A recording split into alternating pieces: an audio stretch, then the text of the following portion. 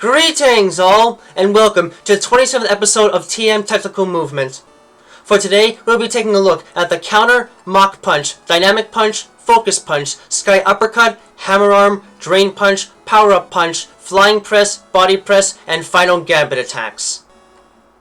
Much as the name suggests, the counterattack is effectively nothing more than a retaliating blow designed to reflect physical trauma outward with twice the received force. Although it is considered a physical attack because it requires direct contact to work, the counterattack is essentially more akin to a technique than a true attack. The actual execution of a counterattack differs widely among those that can actually learn it, but its general effects are universal. For a counterattack to work, two things must happen. The opposition must be allowed to strike first, and they must strike with a physical attack. If these two criteria are met, and the user manages to survive the ensuing blow, the user will automatically gather up as much energy as it can muster and, using the pain endured from the attack as both motivation and fuel, strike back with an instant counter. In practice, the counterattack is designed to take the pain and physical trauma received from an attack and reflect it back at the opponent with twice the amount of force. In essence, this means that a successful counterattack will deal twice as much damage as the user received, in turn elevating the potential for a knockout blow to astronomical levels. The counterattack cannot be directed and will in fact target the last opponent in battle to strike the user, but the fact that it deals double the damage received instantly makes it a powerful attack in any close quarters brawl. It was for this reason that Silphco released the move as TM-18 within their first generation line of TMs, but complaints over the move's unfair attributes eventually led the company to discontinue the move afterward. A counterattack is impossible to counter once it has been initiated, only avoiding the use of physical attacks will negate its effectiveness. Much as its name suggests also, the Mach Punch attack involves striking an opponent with a light but strong punch at blinding speeds. While most fist-based attacks are designed to take full advantage of the user's physical strength in their execution, the Mach Punch attack trades sheer power for exceptional agility and a low stamina cost. Instead of focusing all of their power into a single strike, Pokémon that can utilize the Mach Punch attack quickly with a light jab to inflict minor blunt force damage. Since it is not a full-powered strike, the damage inflicted is fairly low. On the other hand, the move costs very little stamina to use, and is executed so quickly and accurately that can effectively guard the user the first strike against an opponent at any given moment, regardless of the actual differences in speed. This can enable much stronger Pokémon to quickly knock out faster but weaker opponents before they can even get the chance to strike back, in turn making life difficult for all types of Pokémon with otherwise weak defenses. Since an opponent must use a fist of some sort to execute a Mach Punch attack, striking otherwise damaging said fist can outproduce or negate the damage dealt by this attack. Otherwise, however, the attack is exceptionally difficult to dodge in close quarters. Armor is of little use for protecting against this attack, and may even do more harm than good if pieces of armor are driven inward by the force of the attack's impact. The Mach Punch attack is relatively weak overall, and is only learned by a scant few species naturally, but its capacity to enable first strikes in a battle can nonetheless make it a noticeable threat that should be countered with Pokémon possessing decent enough defenses to take the blow with little trouble. In essence, the Dynamic Punch attack involves striking an opponent with a punch packed with so much power that can potentially cause total system shock within anything it hits.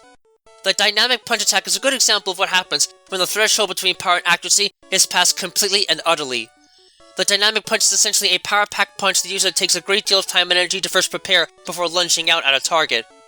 Aside from the long preparation time needed to ready the attack, the amount of force and power packed into the strike is so immense that the user becomes unable to change the attack's trajectory after launching themselves. At that point, their fist is driving their entire mass and the rest of their body is just going along for the ride, which is also why the attack is unaffected by items like King's Rocks.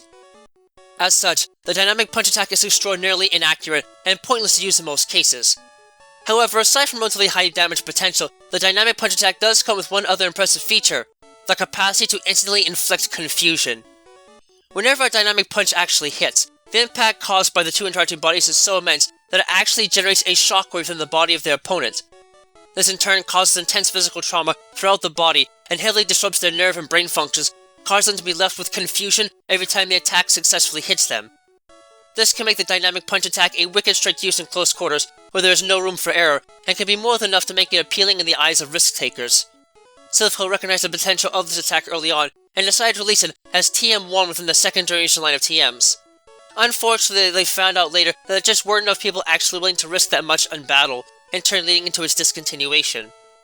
Since an opponent must use a fist of some sort to execute a Dynamic Punch attack, striking otherwise damaging said fist cannot produce and negate the damage dealt by the attack. If this is not an option, however, any Pokémon that have the basic capacity to move can easily dodge it in close quarters. Armor is of little use protecting against the attack, and may even do more harm than good if pieces of armor are driven inward by the force of the attack's impact. The Dynamic Punch attack is certainly not a move worth risking an entire battle on, but as a sneak attack, it can certainly prove to be a devastating blow. Evasive tactics in conjunction with strong defenses and protection against confusion are therefore highly recommended to ensure this unlikely scenario never happens. Much as its name suggests, the Focus Punch attack involves the user tightening its focus and harnessing its inner strength for a short period of time before striking the opponent at full force. The Focus Punch attack is essentially an all-or-nothing strike that trades a high stamina cost with a lengthy preparation time, unlike any other attack. The Focus Punch attack essentially consists of two separate phases. During the first phase, the user tightens its focus and concentrates hard on itself and its muscles in order to raise its inner strength and ready itself for a massive impact. This concentration is extremely vital to the attack's effectiveness and will determine whether or not the move actually works. If the user is directly attacked during the first phase, it will lose its concentration, flinch, and be unable to use the attack at all. If it is allowed to fully power itself up, however, the user will enter the attack's second phase and use that concentrated inner power to lunge out forcefully at the target, striking with all of their pent-up energy. In terms of potential damage for a flying type attack, this move is only outdone by the reversal attack and is otherwise extraordinarily stamina efficient. So if used properly in battle, the opponent is trying to change stats, otherwise do something unrelated to direct damage, this move can easily become the worst nightmare of any creature in battle, even though it is unaffected by items like King's Rocks. It is for this reason that Silco decided to release the move as TM1 within the 3rd and 4th generation line of TMs, but the move sadly lost much of its market value after that, and was quietly discontinued before eventually being reinstated within the recent Sentinel Special Edition set, and then as TM192 in the 9th generation line of TMs. Since an opponent must use a fist of some sort to execute the Focus Punch attack, striking otherwise damaging said fist cannot produce and negate the damage dealt by this attack. Otherwise, however, the attack is extremely difficult to dodge in close quarters. Armor is of little use in protecting against this attack, and may even do more harm than good if pieces of armor are driven inward by the force of the attack's impact. The Focus Punch attack might be too risky for most trainers to use it, but for those that have a pretty good idea of how the opponent will attack and move in battle, this strike can easily be a devastating weapon that only the strongest of defenses and rapid attacks will be able to thwart in practice. As its name may allude to, the Sky Uppercut attack involves striking the opponent with a vicious uppercut thrown skyward. This unique move, while powerful in and of itself, is designed primarily as a method for dealing with flying types and Pokémon that would otherwise prefer to remain off the ground as much as possible. As with most uppercuts, the Sky Uppercut is designed to utilize the user's natural punching power to harshly strike the other side of the opponent's head with a powerful upward jab in order to inflict a knowable amount of physical damage. If needed, the move can equally be used to deliver vicious body blows against much larger targets using the same immense vertical motion. What makes the Sky Uppercut attack dangerous, however, is that the user throws so much forward momentum into the strike that can physically carry them off the ground and high into the sky. In practical terms, this means that the attack can actually strike targets that are within the first phase of a fly, bounce, or sky drop attack, even if they are otherwise unreachable by conventional tactics. This makes the Sky Uppercut attack a monstrous weapon to use against flying types, a Pokémon that otherwise like to go far above the surface of a battlefield to escape danger, and is easily the best anti-flying type move a basic flying type could ever have access to, even though the move is only learned naturally by a few species of Pokémon and is somewhat inaccurate due to its lengthy preparation time. Since an opponent must use a fist of some sort to execute a Sky Uppercut attack, striking otherwise damaging said fist cannot produce and negate the damage dealt by this attack. If this is not an option, however, moderately agile Pokémon should still be able to dodge the attack with enough room. Armor is of little use in protecting against this attack, and may even do more harm than good if pieces of armor are driven inward by the force of the attack's impact. The Sky Uppercut attack isn't common enough to be a severe threat in most cases, but the fact that it can easily help down one of the flying type's biggest threats in battle nonetheless makes it a vicious weapon that only evasive tactics and strong defenses will be able to protect against in practice. Performed likely as you might imagine, the Hammer Arm attack involves users slamming down the opposition with a rugged arm and hand like a hammer. The Hammer Arm attack is a powerful but potentially dangerous strike that is designed to simply utilize raw brute force from users' arms to inflict massive damage on the opposition. In a Hammer Arm attack, the user brings one or even both of its arms and fists high into the air and then brings them down in a single potent motion, striking anything below them with an immense vertical force capable of shattering spines in some cases, and more than able to inflict massive damage on even armored opponents. Unfortunately, this powerful strike is slow to execute, so agile opponents can't get out of its way in many cases. Moreover, the use of the attack actually takes a lot of energy out of the user and limits their range of motion for a short amount of time, in turn lowering their speed stat if it successfully connects. While this can set the user up to easily be taken down by a faster opponent, if the speed difference is large to begin with, this backlash will usually be of little concern, and can still make the otherwise inaccurate attack a devastating blow to look out for. Since an opponent is using a penance of some sort in order to execute a Hammer Arm attack, striking otherwise damaging the offending appendage cannot produce and negate the damage dealt by this attack. If this is not an option, however, moderately agile Pokemon should still be able to dodge the attack in close quarters. Armor is of little use in protecting against the attack, and may even do more harm than good if pieces of armor are driven inward by the force of the attack's impact. The hammer arm attack might end up slightly debilitating the opposition with every use, but the sheer amount of damage it can nonetheless do makes an attack worth countering with strong defenses and especially evasive tactics if possible. In essence, the Drain Punch attack is a powerful punch designed to inflict damage and leech energy from the opposition at the same time. The Drain Punch is a unique and utterly bizarre move that ranks among the least understood physical attacks in terms of its functions and method of operation. From what is known though, the Drain Punch attack is a power-packed punch similar to an Ice Punch, Thunder Punch, or Fire Punch attack that draws from the natural power of the floral environment for its effects in battle. Unlike the previously listed moves, however, the typing of the attack is not changed as a result, possibly because most flying types are unable to cross the boundary between plants and animals in using this attack, though its classification is likely based off the fact that it still retains the flying type ability to break through both rocky and metallic armor. In practice, the Drain Punch attack takes the benefits of the Giga Drain attack and applies it on a physical level by adding these energy-draining effects to said move, and thus imbuing the physical strike with it, in turn resulting in the Drain Punch's actual impact, leeching energy straight from the opposition and restoring the user's health by approximately 50% of the damage dealt. How such a special power is modified and perfectly utilized in a physical form is still the subject of some debate, with many saying that may be a direct consequence of the unique fighting spirits these Pokemon possess, but the fact that only a select number of species can learn it naturally at least shows that it is not something many creatures are capable of executing naturally. Even so, the sheer usefulness and versatility of the move has made it fairly popular among a limited selection of fighters, a market that Silph Co had hoped to appeal to when they released the move as TM60 within the 4th generation line of TMs.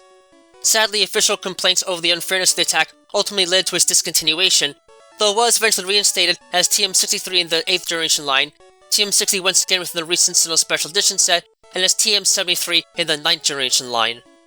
Since an opponent must use a fist of some sort to execute a Drain Punch attack, striking or otherwise damaging said fist cannot produce and negate the damage dealt by this attack.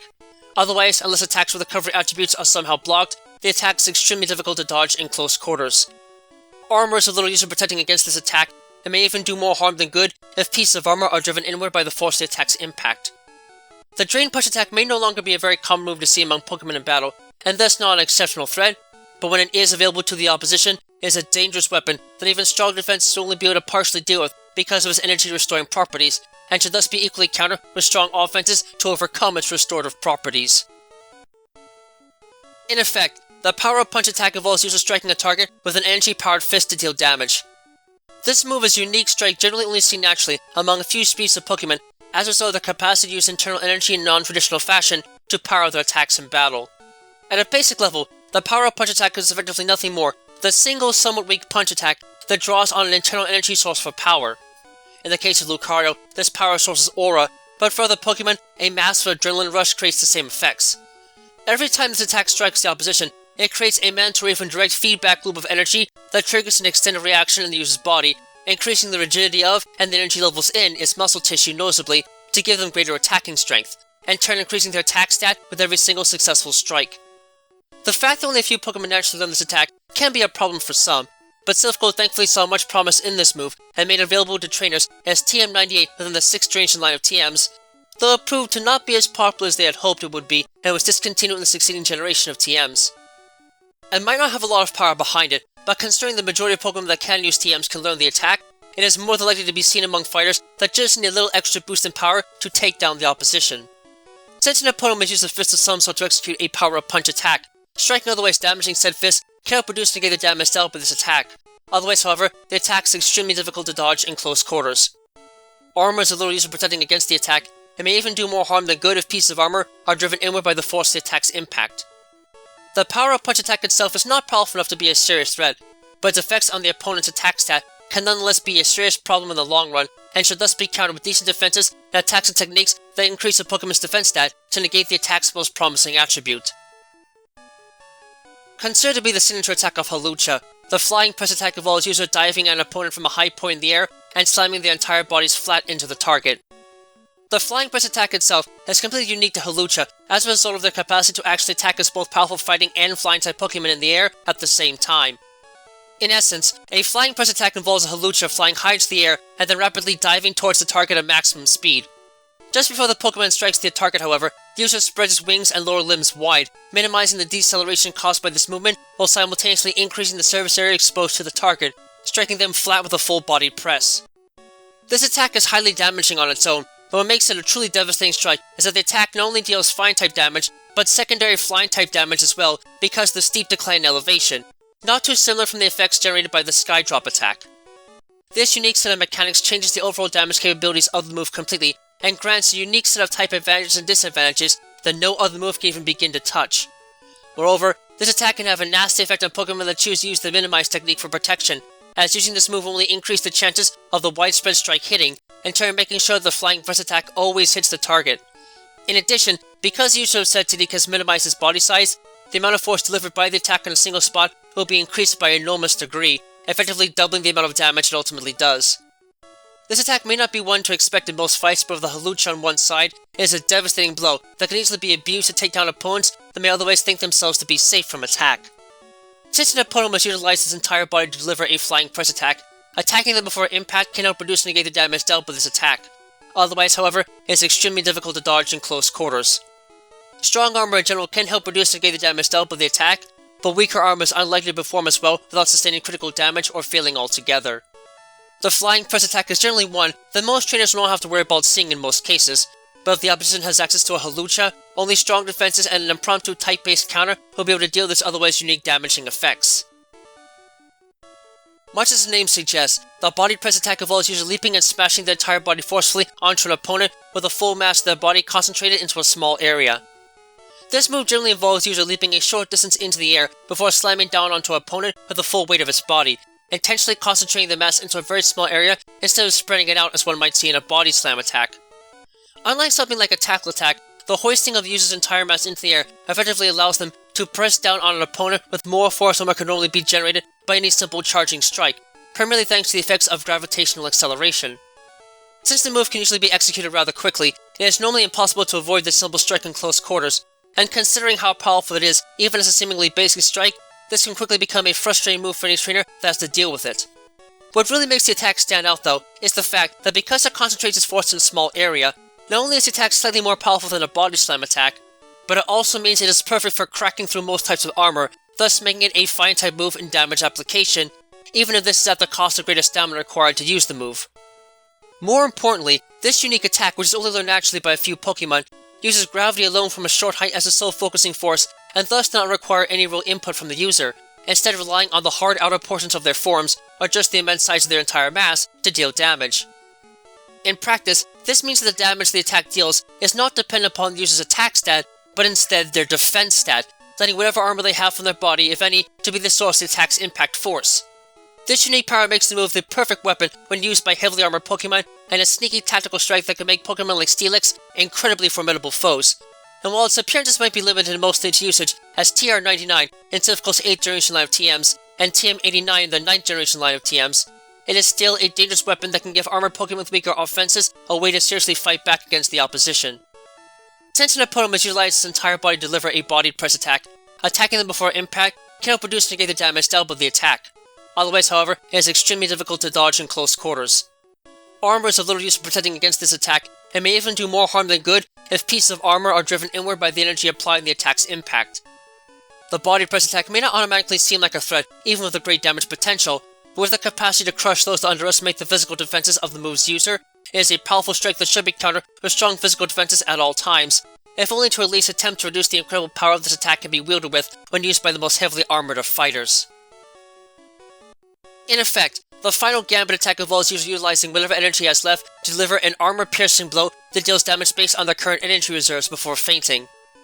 The final Gambit is a poorly understood, but nonetheless devastating strike that is only considered to be a special attack for its ability to not merely break but completely bypass armor altogether, though it is still affected by items like King's Rocks. The final Gambit itself is a perilous strike performed by the user with all of his remaining strength and energy, with no regard at all for personal safety or survival. A true all-or-nothing attack thrown out of total desperation, but also total conviction. As a result of its unique execution, the use of a final Gambit attack essentially drains the user of its remaining energy reserves and causes it to faint. On the other hand, however, the damage dealt by the blow will be equivalent to whatever HP the user had upon initiation of the attack, using its own health and stamina reserves as the fuel for the blow, thus making an attack only worth using when the opposition has less HP than the user, but is likely to deliver a knockout blow next. Its uses might be limited, but when applied correctly, this attack can at the very least take out an opponent defensive opponent in the opposition's arsenal and hurt their tactical stance a great deal. Due to its unique attributes, there's no way to directly counter or dodge the Final Gambit attack. All that can be done to counter it is to fight with Pokémon possessing large HP reserves. That's it for this episode, so stay tuned for the next episode of TM Technical Movement.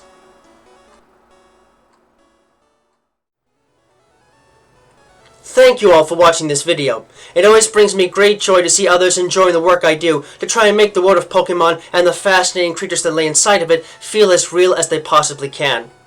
If you really enjoy my work, please feel free to leave a comment and subscribe, as I always do my best to respond to any and all comments that are left on my videos. In addition, if you wish to learn more about my work and help support it, you can find links to my Patreon page, as well as email and other contact information to my work on DeviantArt in the video description down below. Furthermore, you can find a link to my Discord server there as well if you'd like to get a first glimpse at what videos are coming up next and converse with other fans of the world of Pokemon. Thank you for taking the time to watch this, and have a wonderful rest of your day.